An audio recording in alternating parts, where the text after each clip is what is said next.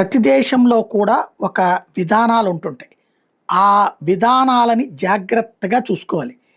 Indefinite leave to remain అన్నటువంటి పథకం కింద ఇది బ్రిటన్‌లో ఉంటది. ఇమ్మిగ్రేషన్ స్టేటస్ అనమాట.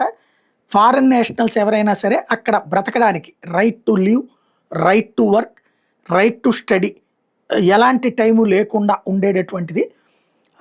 ఇది లిమిట్స్ ఆర్ రిస్ట్రిక్షన్స్ అనమాట.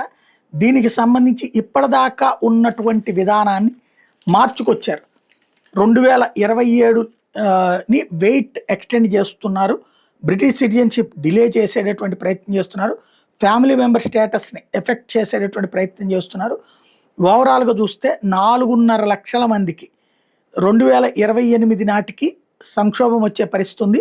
1.6 మిలియన్ ప్రజలు 2026 నాటికి, టోటల్గా 2030 నాటికి బోలెడంత మందికి సంబంధించిన సంక్షోభం రాబోతోంది.